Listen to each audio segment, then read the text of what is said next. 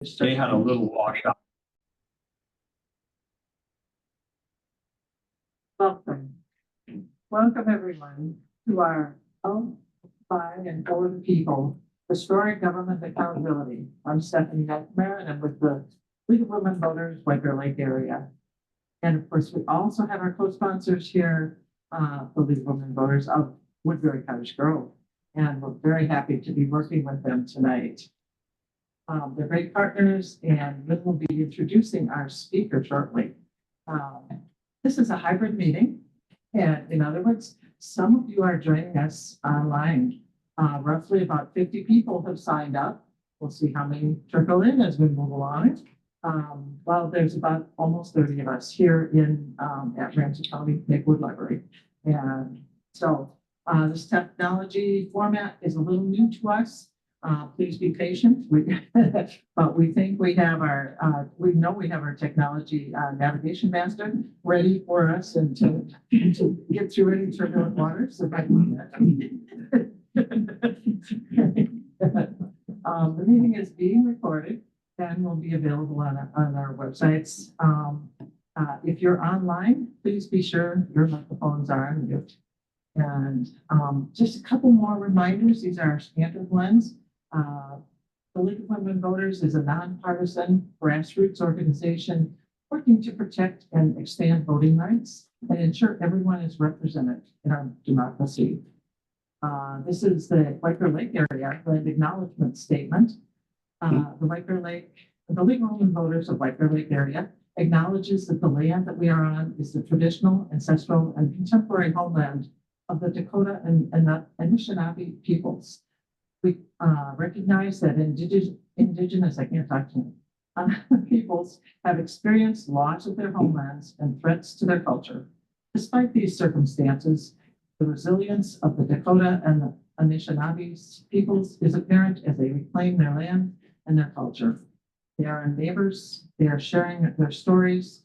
We pledge to listen, to learn, and to advocate for their rights. With that, I'd like to turn it over to Lynn.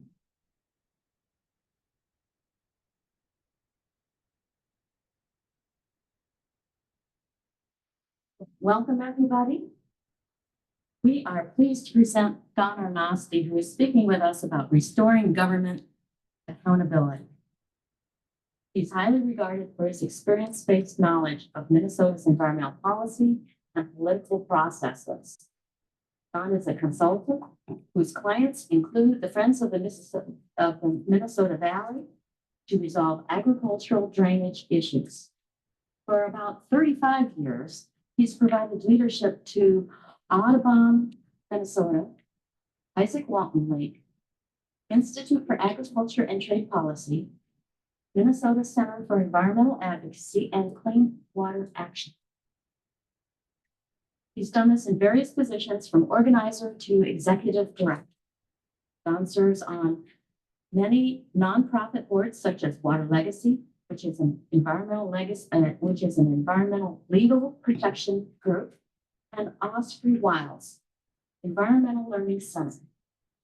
Also, Don co-chairs the Minnesota Environmental Partnership Mining Cluster, a statewide coalition of 70 environmental and conservation nonprofits. Don collaborates with people throughout Minnesota to protect the environment, support rural communities and their interests in farming, forestry, and tourism. He addresses environmental equity and encourages good government. Tonight, people who are watching us virtually may type questions into the chat for Don. And with that, I'd like you to join me in welcoming Don Arnosti.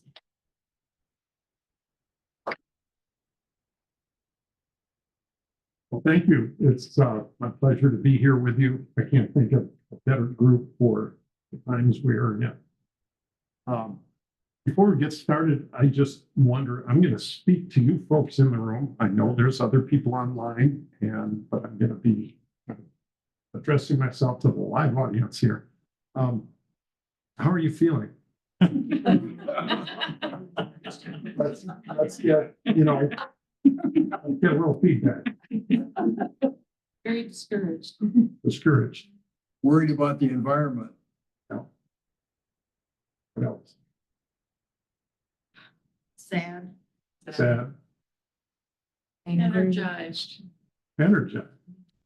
We've reached another stage of grieving. That's good. I mean, I'm hoping to leave you, more of you in that stage when we're done. But what else? Feeling like we need to band together and rely on each other. Mhm. We've been through it before. Yes. Says the wise old man. If I may call you that, Bob. Definitely. Angry and scared. Yeah. Yeah. This is a time for introspection, right? How can our country be in the position that we're in, right? What I'm going to talk about today is this small facet of the erosion of democracy. It's been happening under our nose. It's been happening for decades. It's been happening under multiple administrations of all three parties that have represented the governorship in this state, if we remember Jesse Ventura. So it is that frog in the pot kind of, we've become complacent. And I really think it's time for a revival of civic responsibility and civics and education about what is our country. Because obviously a majority of American citizens don't have a very good view of that. You know, they are willing to elect a felon as their leader, which, you know, just is mind blowing to me. But obviously, that's where we are. So let's get started. Okay, I appreciate, you know, kind of hearing the burdens you're carrying here. We will go through this. This is supposed to be informative, educational. It is based on, let's see, this was supposed to work. Okay. Clicked it.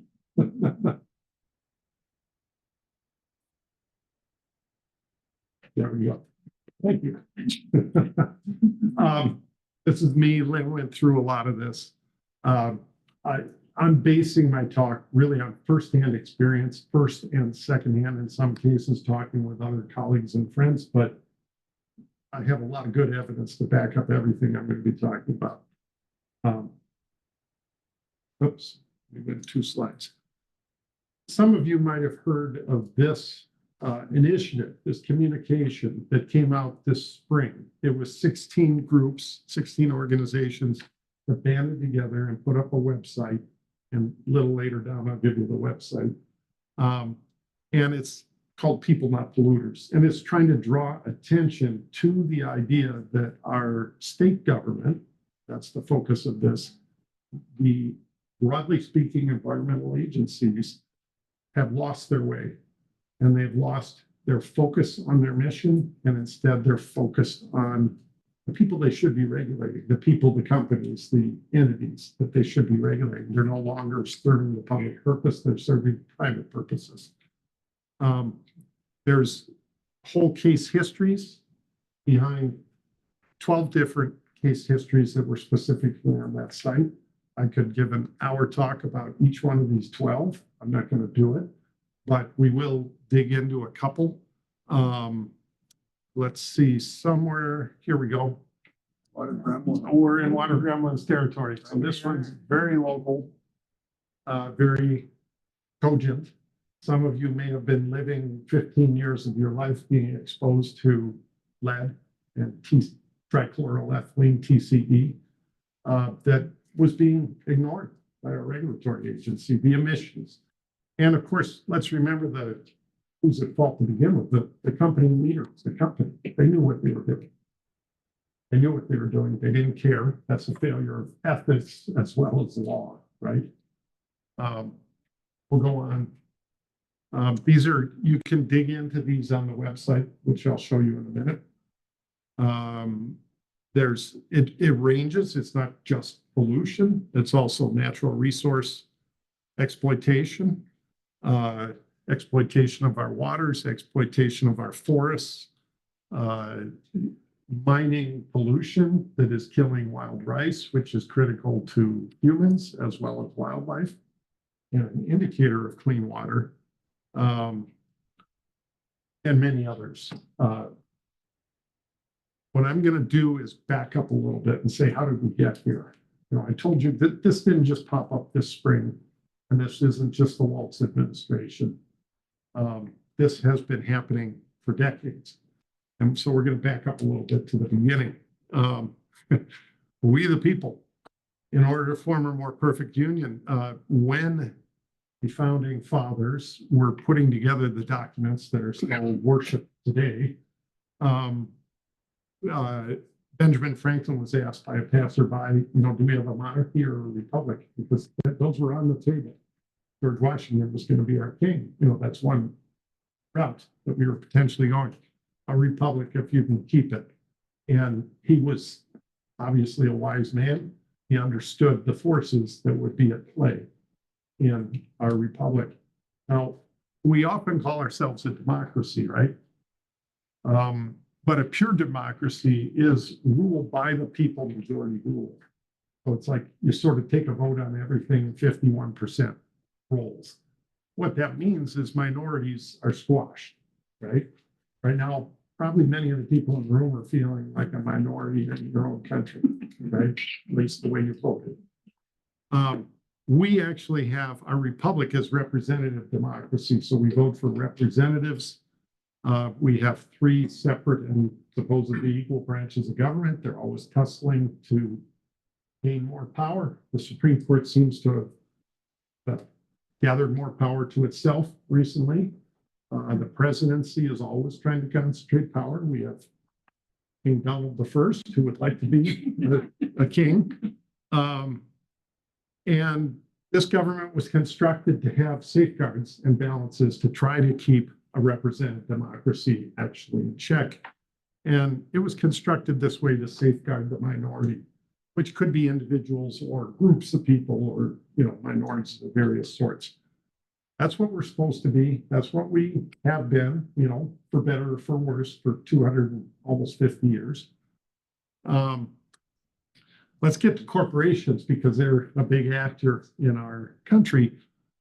Corporations were actually a creation of the 19th century to address the issue that we, the people, didn't have enough funds to do things that were useful for the common good. I'm showing the railroad network.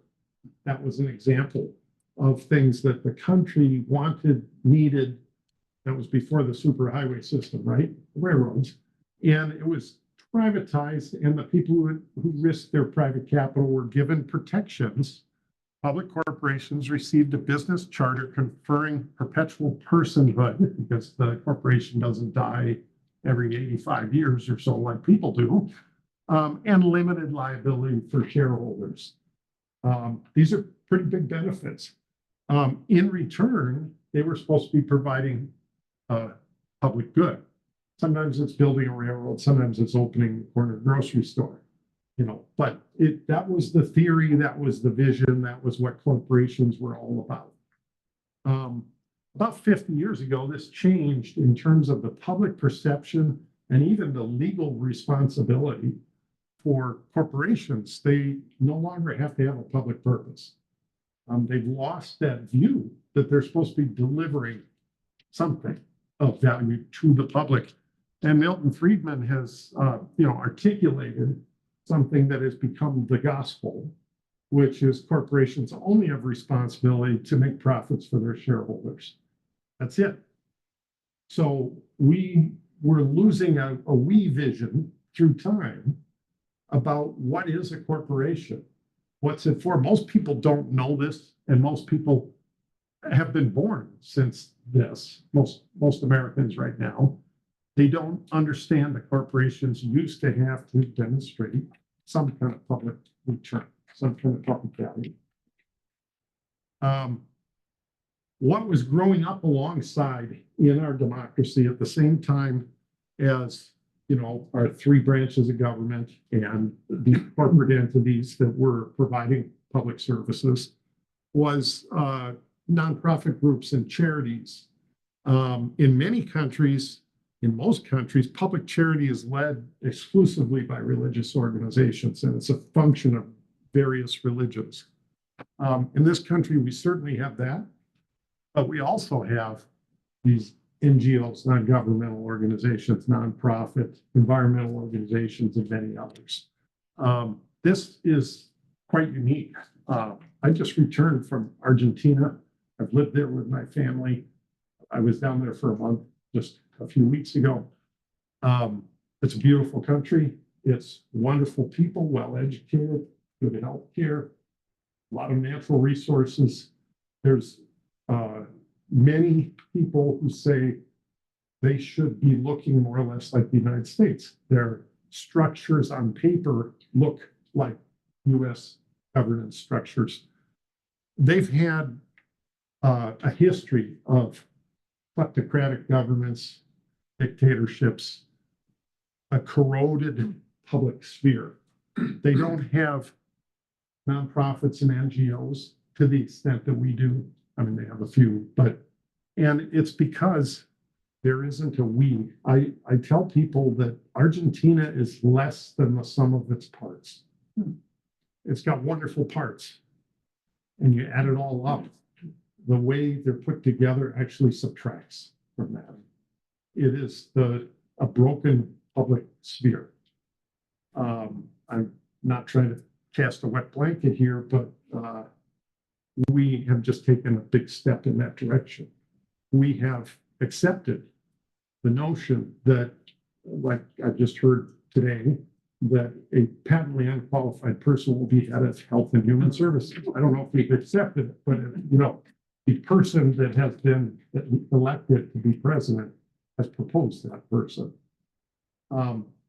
These are big steps of tearing apart the fabric of our nation. So we built this. We're almost unique in the world to have this layering of public service delivery that's really built on trust.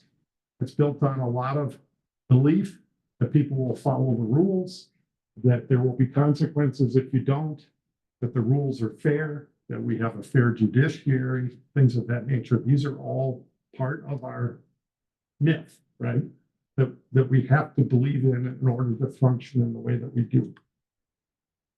About the same time that Milton Friedman was undermining the idea that corporations had any responsibility other than making money, we the people were getting fed up with pollution.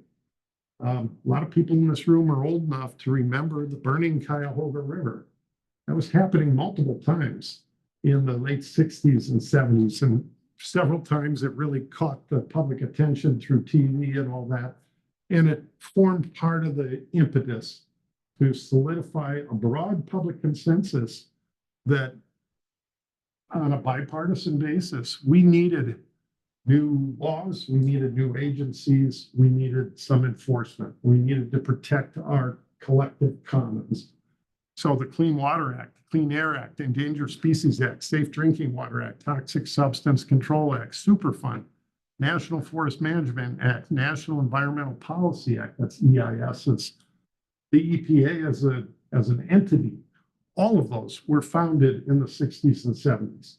It's this burst of writing and passing laws on a bipartisan basis and creating agencies to implement them. At the state level, the Pollution Control Agency was created, and the Minnesota Environmental Policy Act and the Minnesota Environmental Rights Act. We'll talk a little bit about those later, but these are some very foundational state laws that relate to protecting our environment. This happened because the public got fed up and came together in a broad way and said, enough already. We need to change this. I do want to cast a ray of light in the room here. You may have noted on your ballot was the opportunity to rededicate lottery funds towards environmental protection. That passed with 77% of the vote. if I recall correctly, 25 years ago, it was 78% of the vote that renewed it for 25 years. We've held steady there, and obviously that's a bipartisan vote, clearly. So that's a broadly held value. At least one thing here in the state of Minnesota, the people spoke and said, we do want investment in environmental protection. Now let's get into the details, because that was easy. That was somebody's lottery money, that's invested. So we went through really until about 1980, a period of time from the 60s, 70s, until about 1980. Government seemed to be the solution. That's what we, the people, wanted. And we passed these laws. We created these agencies. We had some successes. During this time, the federal government was putting up 90% of the funds to build community wastewater treatment plants. Believe it or not, in 1970, there was a whole lot of raw sewage being dumped into our waterways, including right here in the metropolitan area. So the Mississippi River was biologically dead in the metropolitan area. There was all kinds of toxic substances as well as raw sewage going in.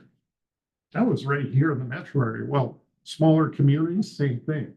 We had all around the nation, a large percentage of human waste was being discarded straight into our waterways. That was dramatically addressed, and that was dramatically changed. And the federal government put up 90% of the dollars to build these first generation plants. Right now, many of those plants are reaching the end of their life, or we've also come to a realization that maybe there should be higher levels of treatment. There's also chemical substances and hormonal substances and things like that in wastewater. And we're struggling right now because at the federal level, the dollars aren't there. There is some matching money, and is it 50-50, Lynn? I can't remember. But the matching money is way down. The burden is way up on local communities, and some of the communities are economically struggling. They still generate waste, but they don't have the tax base to build the kind of treatment plant that we all need to protect our water. So we've lost a little bit of an agreement about where the income redistribution should come from to address this issue.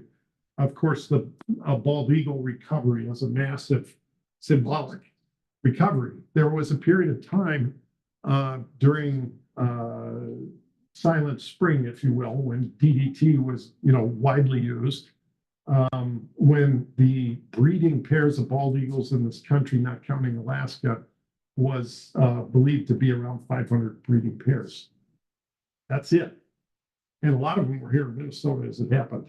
I don't know the percentage, but a significant percentage. But much of the rest of the country lost their bald eagles. Well, they are dramatically back from that. And that's a regulatory success. So there have been a number. I've got a picture of ancient forests. We've declared wilderness areas. We have achieved some things, right? These laws did make a difference, but the work is never ending, right? Something like pollution or regulating pollution coming from a foundry or coming from water gremlin is not a one-time deal. It's vigilance and monitoring. And about 45 years ago or so, we pivoted to, with the Reagan administration, the message that government's not the solution, it's the problem. And that was a dramatic shift in terms of people's worldview.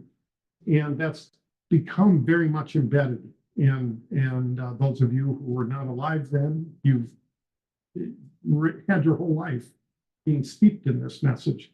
Government is a problem, not a solution. We used to believe differently than that, and we had some results as a result of that.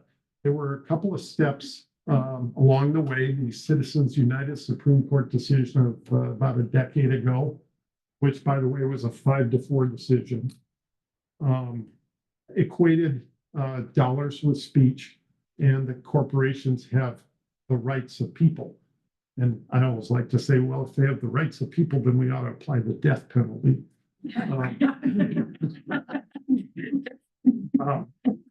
I'm not a big fan of the death penalty, but if we have it, maybe we ought to use it on some corporations. Then let's just make that clear.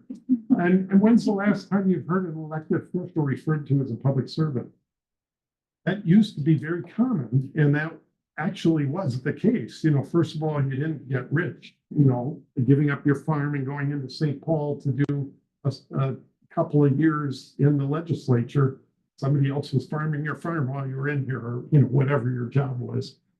We need to get back to this notion that it's actually public service. It's not an opportunity to enrich your family, or any of the other things that people go, you know, to glorify and make yourself grand and important. I mean, I'm not pretending like there weren't egomaniacs or anything in the past. Of course there were, right? But there was a broad sense that it was a duty to serve, and it was an honor to be picked for your community, but it was also a burden. You know, it wasn't this pathway to riches and glory that it is now. During this time, we also switched, and this is very local at the MPCA. Regulators began to refer to the regulated businesses as their customers, and this was very specific under the Arnie Carlson administration. Chuck Williams, his MPCA commissioner, who was drawn straight out of the taconite industry, introduced this change and said, we have to start viewing businesses as our customers, not the regulated parties, not the people for whom our agency's been created to make sure that they're following the law to protect the public resources. So that began to change, and we're on a slippery slope.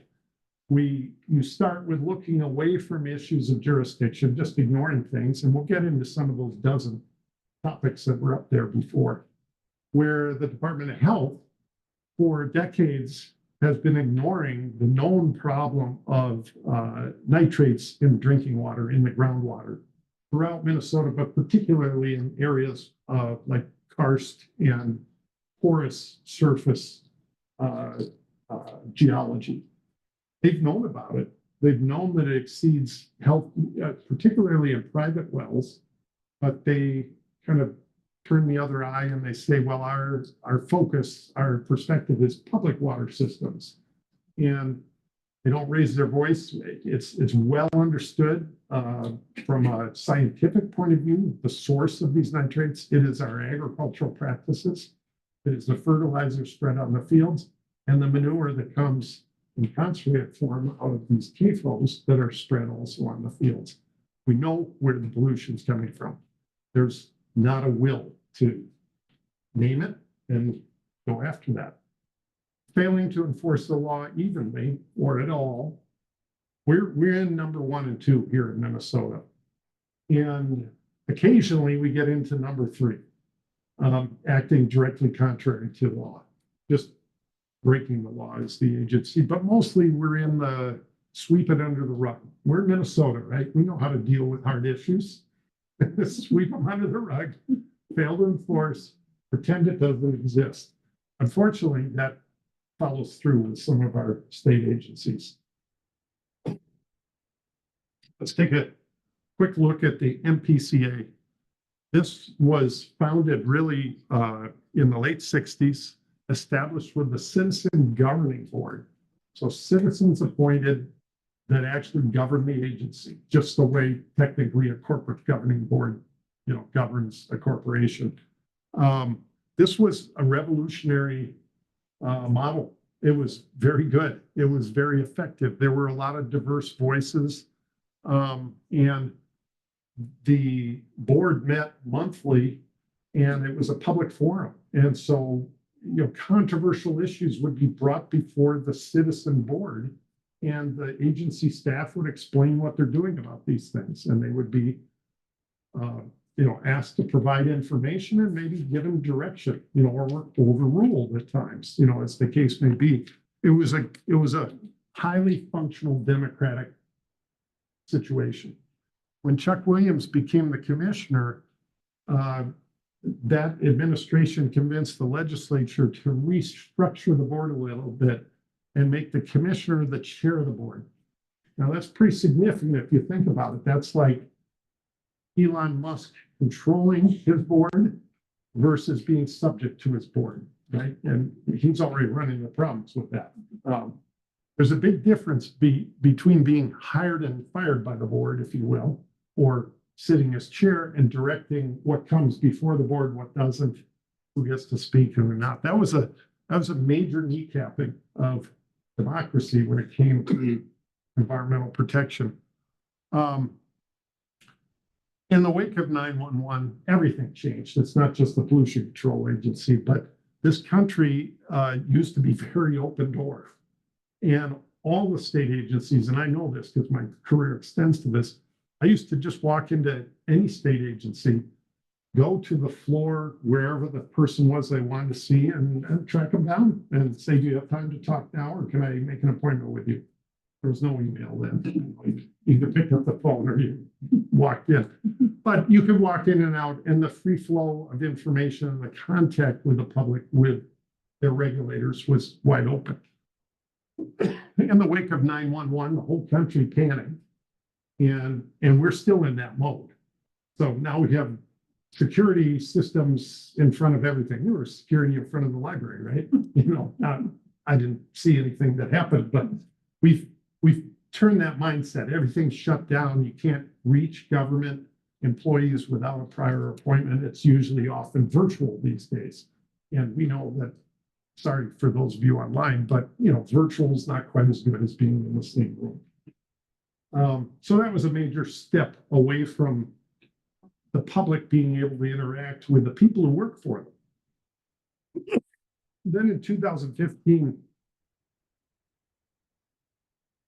the final blow was the legislature in the dark of night, in the last day of the legislature, slipped into a massive government funding bill, eliminated the Minnesota Pollution Control Agency board. There is no citizen board. They eliminated it because agricultural interests were really mad because the board had dared to listen to the citizens who came before it a few months before, many of whom were neighbors and farmers of a proposed 9,000 cow dairy, and say, yes, the potential effects on the environment are significant enough. You ought to do an EIS, environmental impact statement, not a short EAW, which is a quicker analysis. And the idea that the board would overrule, I'm going to say, the political decision that had been already made at the agency level to let them get away with minimal environmental analysis, ticked them off enough that the agricultural lobby, Minnesota Dairy Association, got this done at the last minute. And I would say that Governor Dayton and his Pollution Control Agency commissioner were acquiescent. They could have resisted this, but the commissioner just got the board off his back, right? Like any corporate chairman, if you said, would you like to be a dictator or would you like to have a board? Oh, we can get rid of your board. You can be a dictator. Sounds good. Well, ever since 2015, the MPCA has been off the rails. And I'm going to say it's not that it was 100% on the rails, or I agreed with it all the time before, but they lost a very critical corrective force where they could actually hear the citizens. Because these monthly meetings were at least opportunities for people to come forward and complain and tell them what they see and hear.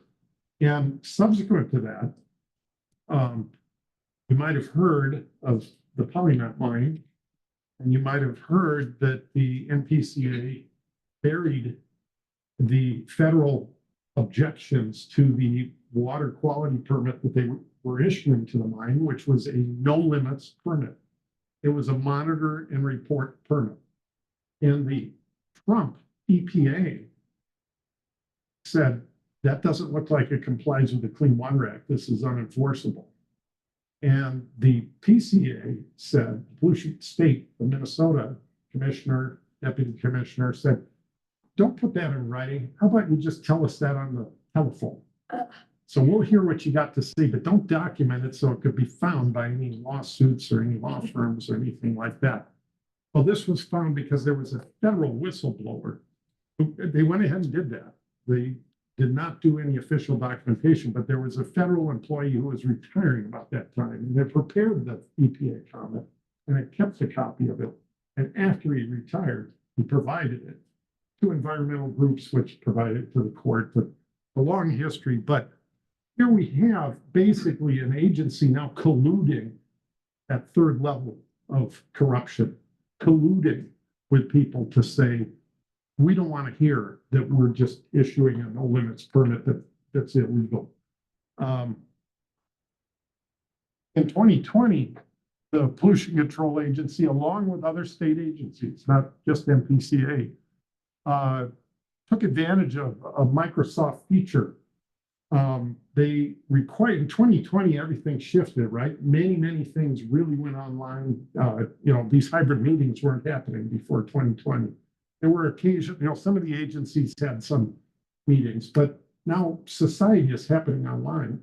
And the state government decided to regularize things. Everybody has to use Microsoft Teams in the Minnesota state government for their interactions.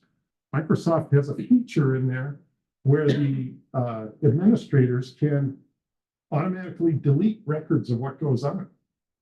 And the Pollution Control Agency, Department of Natural Resources, the Waltz administration has decided to set those deletion levels very tightly on, for instance, team chats, which is really the meetings, right? The meetings that happen. 24-hour destruction of public documents. They've got other standards up to 6 months for email. So if you want to have a record of something that happened 7 months ago, that's been automatically deleted. This is destruction of public records. We can't have a democracy if we don't know what our government's doing. So, for example, this Pollution Control Agency shenanigans having to do with PolyNet all came to light because the federal government documents were not deleted that way. The other end of the correspondence, state documents are being scrubbed. That's happening right now. The legislature is part of the problem. They're the sum of the people that we send to make decisions for us, right? And over time, this slippery slope has been occurring. The mission of the Department of Health is protect, maintain, and improve the health of all Minnesotans. Pretty simple, right? That doesn't mean ignore, nitrates in drinking water beyond the safe drinking water standards. That doesn't mean ignore it, even if it's an uncomfortable truth about where did it come from. And it's a powerful industry that needs to change its practices. The Department of Agriculture promotes agriculture and regulates fertilizers and pesticides, even in cities. So they promote agriculture, and they're supposed to regulate a primary tool that the people they're promoting choose to use. The Department of Health doesn't pursue their mission when health concerns related to mining, such as mercury. You may be aware that in northeastern Minnesota, 10% of the babies are born with a toxic load of mercury in their system when they're born. That's been known in this state for over 10 years. What has the Department of Health done? Nothing. That's an uncomfortable truth. That's a higher load of mercury than anywhere else in the state. There must be some reason. At least figure out what the source is. Go after it. This is, they're ignoring it because the tea leaves point towards mining industry. The manner in which mercury is methylated and gets into the fish that people are eating. They're ignoring E. coli and nitrates, which have connections to agriculture. The Department of Natural Resources promotes and regulates mining and forestry. They promote it. They want to expand it. They want to be helpful to the businesses. And they're also supposed to regulate it. Well, these are inherent conflicts of interest, right? I can tell you they're doing one of them well. Wildlife and natural resources and recreation are promoted, but they're not necessarily protected the way you and I think they are. I'm making a lot of statements here. Let's get into some facts, right? Minnesota agency leadership through multiple administrations and all political parties are part of the problem.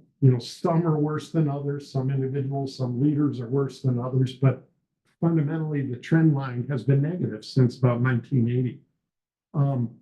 In recent years, the MPCA is eliminated, the MPCA board's been eliminated. There have been laws passed requiring the MPCA to speed through permitting regardless of complexity. So they've been under pressure. You need to produce a decision by 90 days, 120 days, 150 days, various timelines.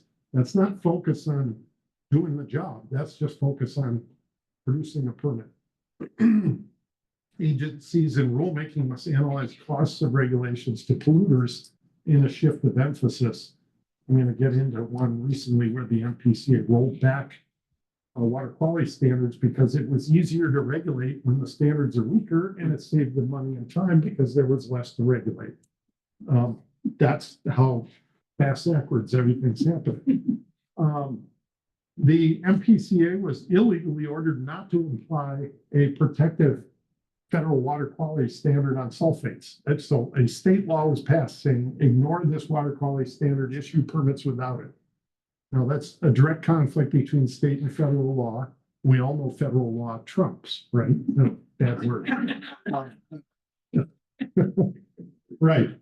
But we had a number of years where the state hid behind that, and it really puts the agency in a bad place when you have the local funders, the regulators ordering you not to do your job, that maybe the boss upstairs is saying you have to. Appropriators regularly threaten and withhold agency budgets, trying to get things that various political factions want.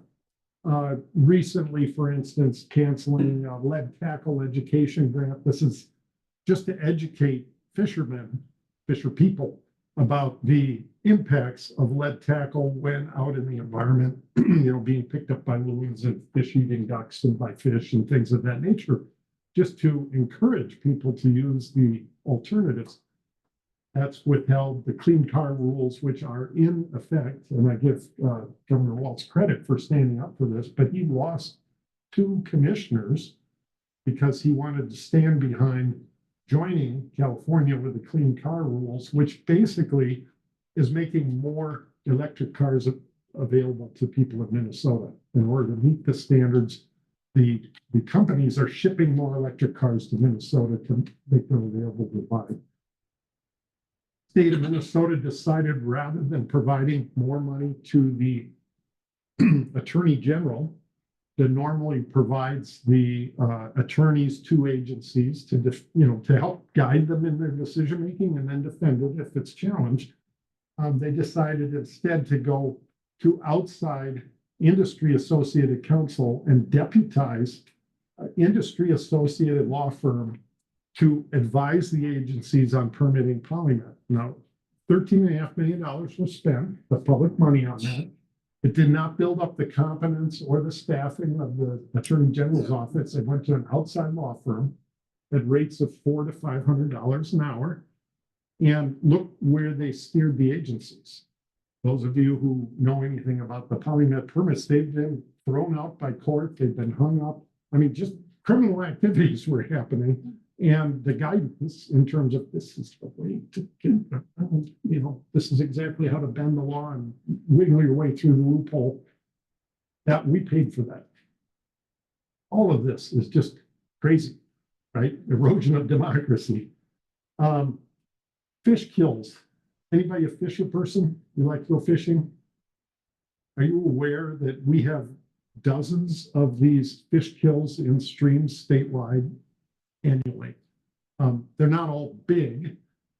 This was a big one that was investigated in the Whitewater River, and there was a big investigation by the Department of Health and Department of Natural Resources and the PCA, but they all waited 3 or 4 days to get on site. And of course, if you know anything about streams, water moves. And so the toxic burst of whatever it was probably 150 miles downstream before they get to the site to collect the dead bodies of the fish that are washed up in the shallows. They, after spending a whole year looking around, we can't figure out what the cause is. Everybody knew what the cause was. It was local agricultural practices. Jeff Broberg is a local hydrologist who was quoted, what killed the fish was normal farming practices. There was CAFO manure spread on a field right before a rainstorm, and it washed into the stream, and it basically, that biological oxygen demand, removed the oxygen from the stream and suffocated the fish. That was known locally, just kind of by people who knew what had happened, but the evidence was gone, by the time the agencies showed up. That's a good Minnesota way of avoiding a tough thing, right? Let's wait a little while, the evidence disappears, and then we can say there's nothing we can do about this. Anybody hear about the controversy that's been going on at the Department of Natural Resources over wildlife management area? Where under this commissioner, Sarah Stroman, Governor Waltz's pick, they chose to impose a higher target on themselves for the amount of timber that they would put out onto the market.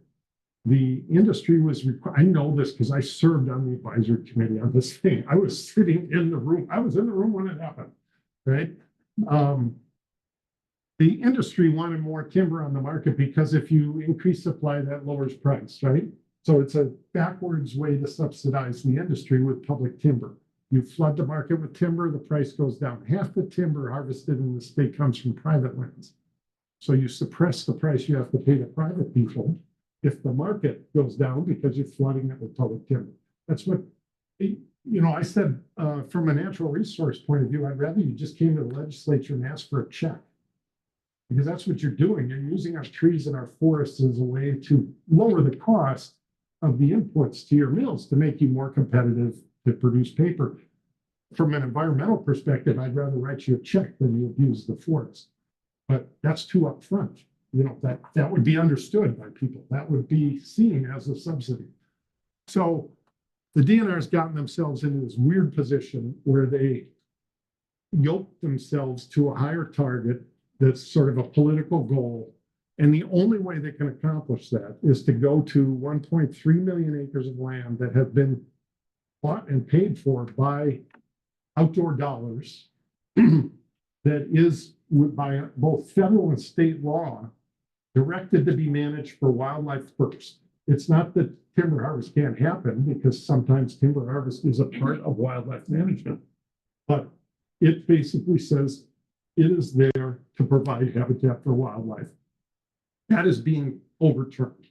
And within the DNR, they are basically going after the older forests that have been held on these wildlife lands to protect habitats for species that need older forests and cavities and woodpeckers and things of that nature. And they're logging them off because that's the only place where the timber is available.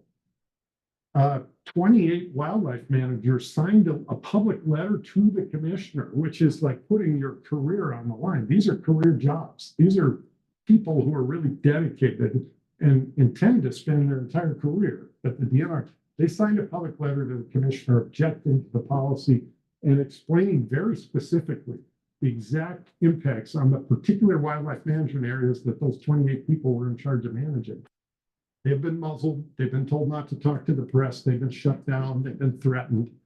I'm working with a group of retired people who can't be threatened anymore, who still have contacts with them and are keeping these issues before the public. This commissioner has absolutely resisted making any changes. We went to the Fish and Wildlife Service under Joe Biden. They had people who believed in the mission and said, the money that you're passing through to the state is being misused because the land that has been acquired and is being managed is being mismanaged. With some pressure and some publicity, they agreed to look into it. They looked into it. They issued a report. They said, we're right. They suspended $28 million worth of state grants and said, you need to change your practices. So this is a case of the federal government, in this case, overseeing the state agency and the federal dollars that are coming through and applying pressure. And now the DNR has to, every time they're proposing timber harvest on wildlife management areas, they have to get clearance from the Fish and Wildlife Service. That may change in 2 months. But right now, that's what it is. We have federal oversight. We have some check and balance, but that's what we had to do because the local administration was giving into the local corporate pressure. Anybody here is an Isaac Walton League member? Yes, I see some. Well, the Isaac Walton League down in Austin in Mower County did 2 years of sampling of their local river, which they knew was impaired. And they wanted to find out about E. coli, which is a human health threat. This river is promoted as a recreational water route by the DNR. So it's one that people are encouraged to get on in canoes and swimming and rafting and all of that. Beautiful little river. Over the course of 2 summers, 70% of over 500 samples that were taken exceeded health limits for E. coli. This was taken to the public. This was taken to the Pollution Control Agency, Department of Agriculture. I was with the Isaac Walton League at that time and involved in this. We used DNA sampling to find out whose E. coli was it. And that's kind of expensive test, but it can be done. And it indicated hog, human, and cattle sources. Yeah. So we're talking about the 2 agricultural feedlot sources that were improperly regulated and septic systems that were either not present or out of function. And again, not being properly regulated. Mower County is working on a 10-year plan to address the human sources. They were on a 25-year plan when the Isaac Walton League went to them. We wanted a 2-year plan. They settled on a 10-year plan. Ironically, we found that the safest swimming in this river was immediately below the sewage outfall for the city of Austin. So if you're a parent of a kid who wants to go fool around in the river, you say, make sure you're swimming below the sewage outfall because that's the safest place. Because the city of Austin's sewage plant is being well run and cleaner water is coming out of it than is in the river. So it's diluting the other sources down below limits so that it's safer swimming there, ironically. Voluntary BMPs are the only tool that the state of Minnesota is using for agricultural sources. I'm going to have to speed up because I see how much time we have left here. Is that right? Yeah. Yeah. Okay. I'll just say that we have problems with the Department of Natural Resources as well. They're supposed to regulate groundwater. RD Offutt grows potatoes for McDonald's, largest potato grower in the country. They're also probably the largest water appropriator in the state of Minnesota, basically unregulated, basically don't pay for it. They pollute it. And the net result was the city of Park Rapids, which is in and around the area, had to drill new, deeper public water systems that the legislature paid for that was polluted by the potato growing around there because the surface aquifers are polluted. Water gremlin. You folks know about this, people in the room. Who lives within 10 miles of water gremlin? Oh, I'm I sorry. think everybody does. Yeah. Sorry to hear that. For 17 years, you were exposed to over-limit trichloroethylene and lead releases. And there was a lot of community objection and protest. It finally came to the fore when people sued. I had to change this slide. The Minnesota Pollution Control Agency had only 9 inspectors for 3,500 industrial dischargers until last year when the legislature, responding to some of this, gave them money for 5 more. So there's now 14 inspectors on the job, but you can see why maybe some of these things are not being caught. Smith Foundry is pretty much the same story. That's in Minneapolis. You might have heard of that. Yep. That came to light because the Biden EPA did a surprise inspection. The PCA does not do surprise inspections. That's not part of customer friendliness. Remember, the customer is the polluter. EPA did the surprise inspection, caught them with their pants down. Years of it, it's actually being shut down. So that polluter got the death penalty, but that's because of the EPA. Here's one last thing.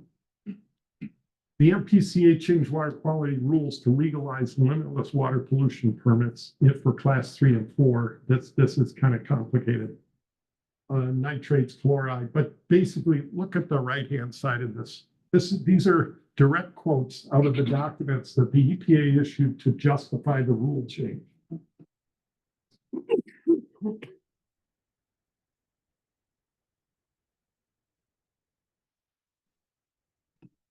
The public comments were overwhelmingly opposed. There were, I think it was 700 or 800 comments, and all but a handful were saying, why are you doing this? However, the mining industry and several small cities who were worried about the cost of compliance were in favor of it, and the agency did that. That happened. What do we have and what do we need? I want to introduce the concept of public interest. That's what we need lead women voters talking about. We need public servants who work for the public to remember they work for the public to protect our interests, our resources, enforce the law, and your decisions have to be made in the public interest. So where we are now is logging quotas for wildlife management areas. What we need is to manage wildlife management areas for wildlife. That's what the law says. I haven't talked about school trust lands. Those are managed to maximize dollars right now. The law actually says they must be managed for dollars and sustainability, resource sustainability. CAFOs, those are the feedlots, never get an EIS. They have a record of water pollution. The public interest is to encourage wildlife, cattle and farm animals to have managed grazing that benefits the land, not be trapped inside in these buildings where you concentrate the pollution and then end up spreading it out. Mining permits like polymets with no pollution limits. Thankfully, that permit's been rejected by the courts because the chicanery was revealed. But we need to maximize recycling and reuse before we even consider mining. Right now, more than half of the copper and nickel in this country that is discarded goes into the landfill. It's not reused.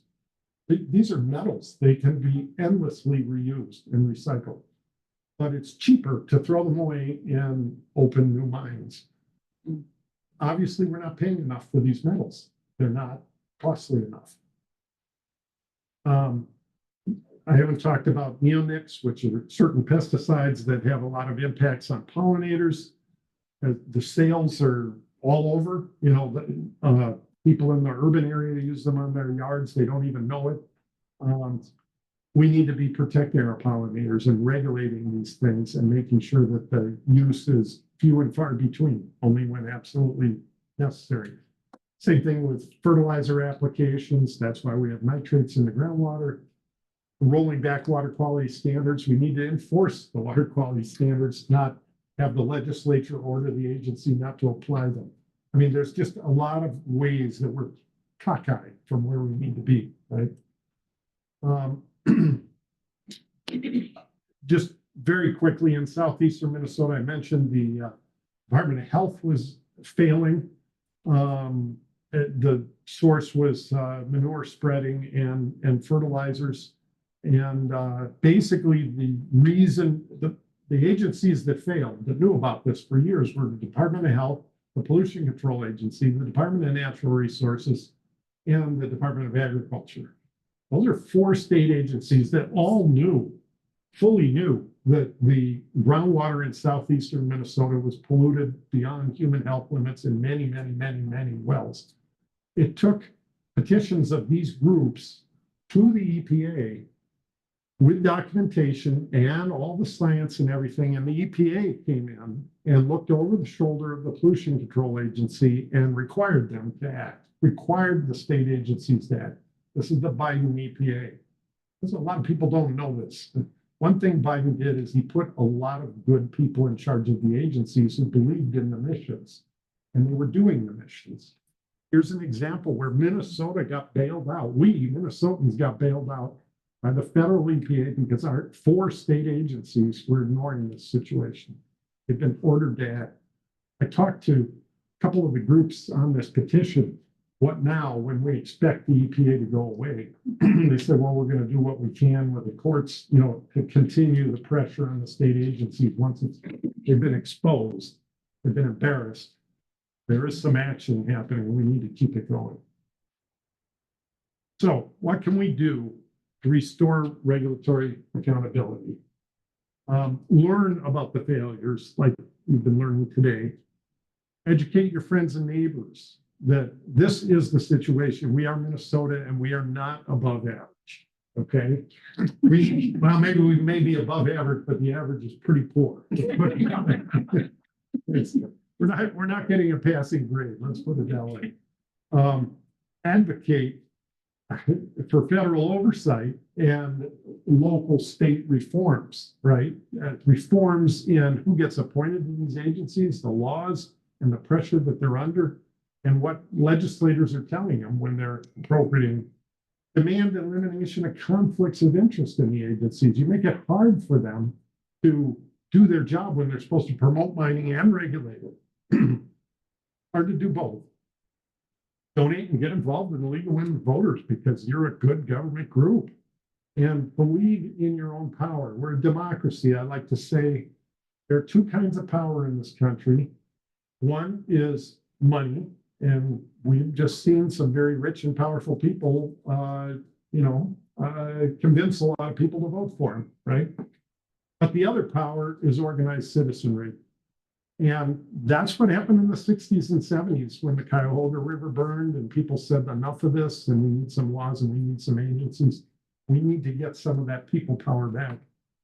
Now, specifically, what could be done? There are 3 bills in the current legislature, which of course expires at the end of the year, but you can go online and look up these bills. These are 3 specific regulatory accountability bills. The first one is a direct result of this effort by 16 groups to highlight these 12. We took solutions to the Waltz administration first step before that website went up. And we asked to meet with the governor and we asked him to issue executive orders to his agencies to do a better job with data retention and public transparency. He turned us down. And we met with his staff, but the staff said, no, it's not an important enough issue for the governor's time. We don't see the problem. This bill was put together. You can read it, House File 5478. It's trying to restore data practices, modernized data practices, so that we don't have agencies automatically erasing the documentation of the things they're doing to permit pollution. The second one is restoring the MPCA Citizens Board. And there's 23 House authors and 4 Senate authors. Again, this is the current legislation. It would have to be reintroduced next year, but you can look it up and you can see the language that's there. And you can see which legislators are on it as authors, saying we believe in this. And the final one is to remove the DNR conflict of interest regarding mining promotion, to transfer promotion of mining over to the Department of Economic Development, which is what they do. They're economic cheerleaders and they try to support them, support the economy and that sort of thing, and let DNR regulate. This has been introduced for about 10 years. I've personally been involved in putting that together and getting it introduced. We cannot get a hearing, no matter who is running the legislature, Democrats or Republicans. We cannot get a hearing, even when hearings are scheduled. Power plays happen behind the scenes. We can't even get a hearing after deadlines when they can't pass a bill any longer. This is sweeping this issue under the rug. This is the power of the mining industry. But take a look at that, and there are 17 House members and 5 Senate authors on that. So work with those good people who are stepping forward and showing you that they care about good governance, the public interest, trying to unwind some of these conundrums that we're in. Work with those people, support them. They're in the minority regardless of which party they're from, and we need to make them the majority again. The Environmental Rights Act, I'm almost done. This is the declarative statement there.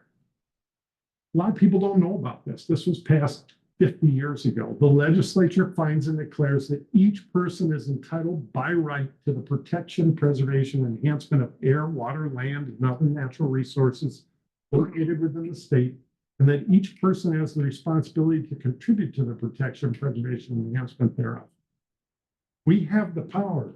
This law gives us the power to step forward and say, I'm claiming that right. I demand you, agency, make a decision consistent with this law. This is a tool for those of us who believe in the public interest in public voting. Quick note about youth. They're very concerned about the environment, especially effects of global warming. That's probably not a surprise to anyone here. They're ready to lead and demand action. And the question is, will the older generation let them? I think this last election was a snapback. No, the answer is no at the moment, but this too shall pass, right? Youth learn online and via influencers, not in meetings like this. Thank you for being here. I see two young people here. Thank you. Yes, thank you. But I think, where your peers, we know they're online and they're paying attention to influencers and they're not in this meeting. We have to recognize that. And there's other ways to communicate and function. And generally, they're interested in action, not talking, right? We've all been young ones. So think back and remember that, okay? I've made a resolution that over the next 4 years, I am going to act daily to resist things that I think are inappropriate and to strengthen our democracy. And one thing you could do right away is get on this website and sign a petition demanding oversight hearings of the state agencies at the state level about the decisions they're making. There's a petition still out there that's part of the group of 16 people, Not Polluters effort. If you do this, your great-grandchildren will thank you. So thank you for having me. There's probably a few minutes for questions. Yes.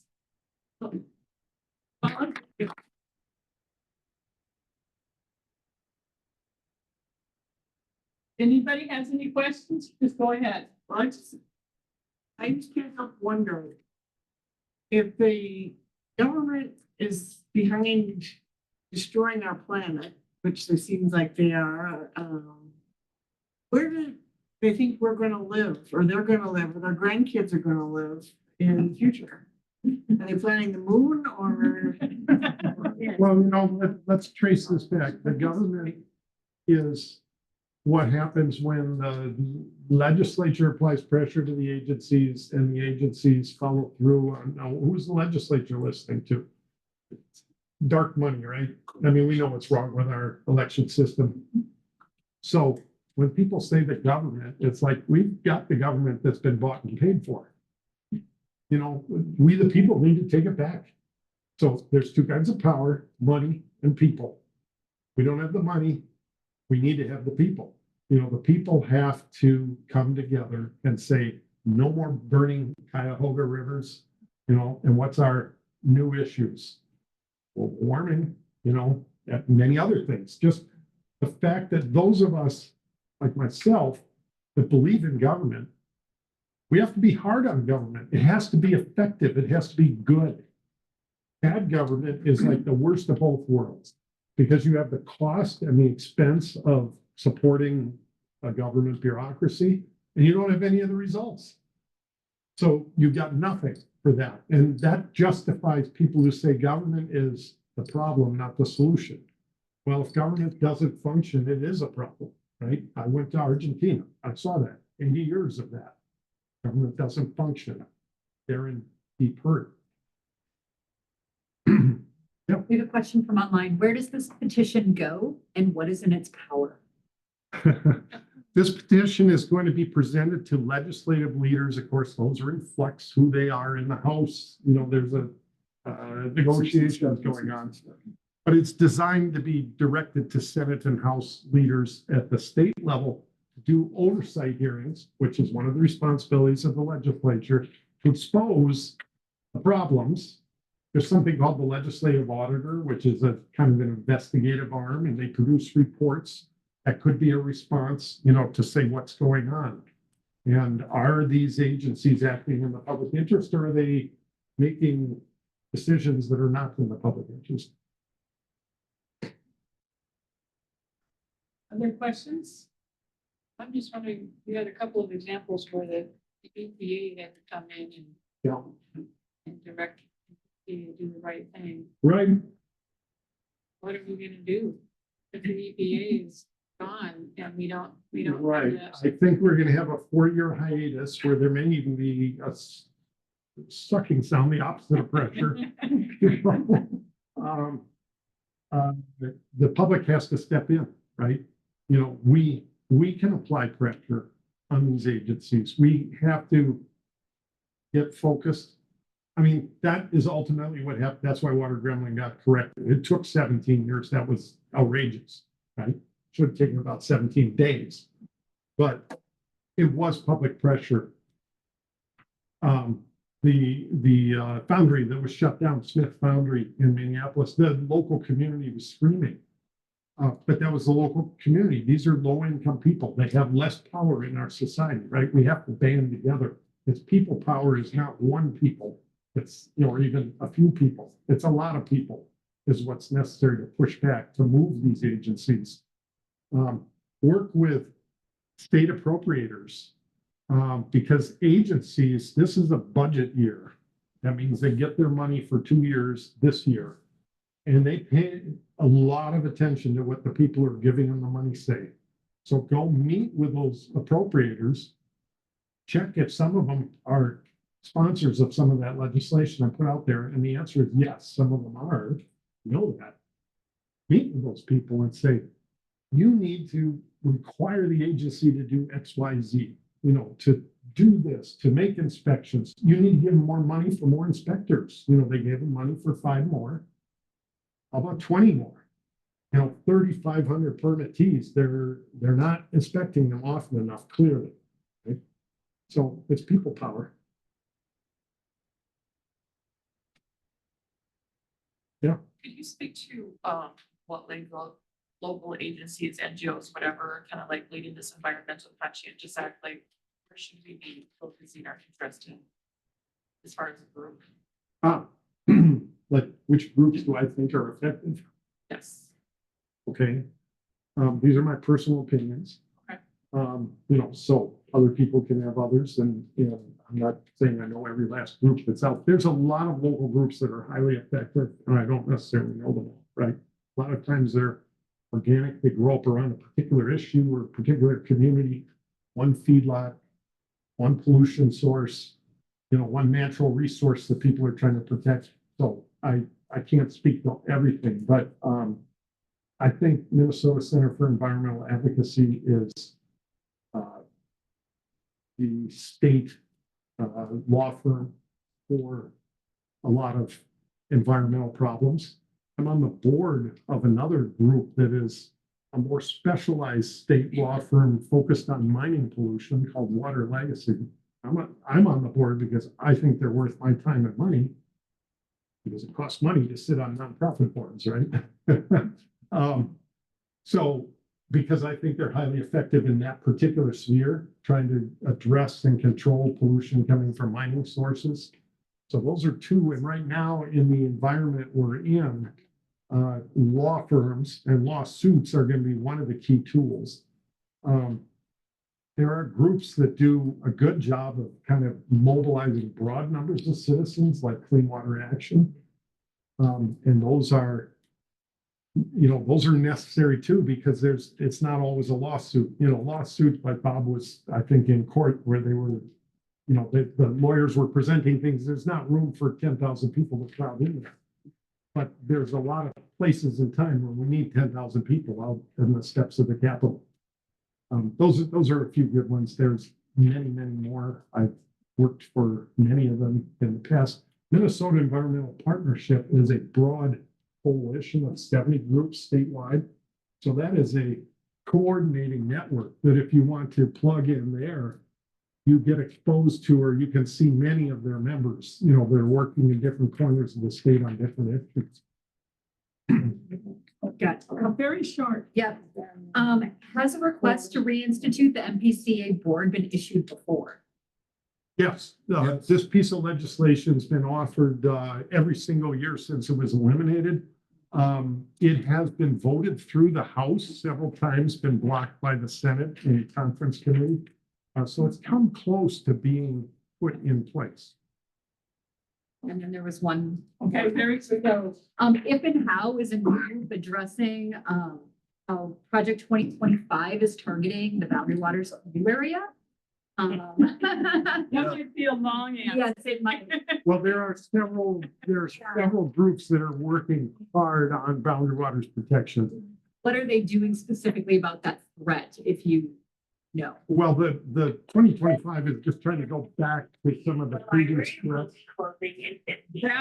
That's why we're cutting the library.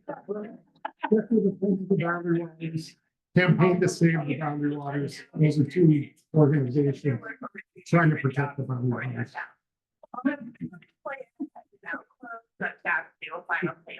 Thank you. Okay, so as you just heard, we have to be out the door at 8 o'clock. So we still have to clean this area up and everything, but I just want to extend a thank you to Don for this day. And I want to thank you, all of you for coming, all the people online, and we need to follow up on some of this, and there's just so much to do. This presentations have been recorded. It will be saved to our league's website, White Bear Lake Area League, also Woodbury's website. I'll send out a link to the recording to everybody who pre-registered. So if you did register, you'll get it automatically. Okay, so yes, and so there's a chance you can share it with others.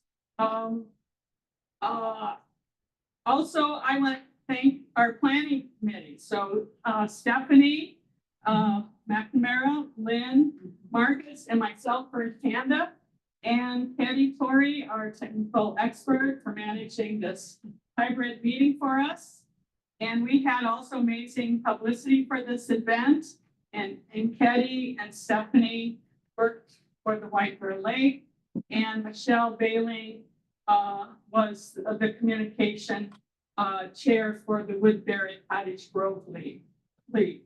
And I also want to thank the people that brought refreshments to this meeting. They're Kathy Brosman Holt, Lori Delahunt, and Amy Thomas. So thank you. So much appreciated that you come. And now we've got to kind of clean up. So,